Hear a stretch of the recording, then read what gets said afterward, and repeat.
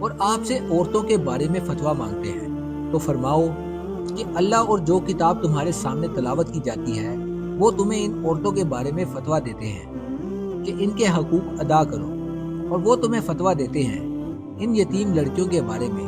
جنہیں تم ان کا مقرر کیا ہوا میراث کا حصہ نہیں دیتے اور ان سے نکاح کرنے سے بے رغبتی کرتے ہو۔ حکم یہ دیتا ہے کہ تم یہ کام نہ کرو، اور کمزور بچوں کے بارے میں فتویٰ دیتا ہے کہ ان کے حقوق ادا کرو اور یتیموں کے حق میں انصاف پر قائم رہو، اور تم جو نیکی کرتے ہو تو اللہ اسے جانتا ہے۔ اور اگر کسی عورت کو اپنے شوہر کی زیادتی یا بے رغبتی کا اندیشہ ہو تو ان پر کوئی حرج نہیں کہ آپس میں صلح کر لیں، اور صلح بہتر ہے اور دل کو لالچ کے قریب کر دیا گیا ہے۔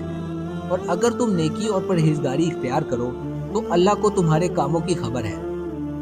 اور تم سے ہرگز نہ ہو سکے گا کہ عورتوں کو برابر رکھو، اگرچہ تم کتنی ہی اس کی حرص کرو تو یہ نہ کرو کہ ایک ہی بیوی کی طرف پورے جھک جاؤ اور دوسری لٹکتی ہوئی چھوڑ دو۔ اور اگر تم نیکی اور پرہیزگاری اختیار کرو تو بے شک اللہ بخشنے والا مہربان ہے۔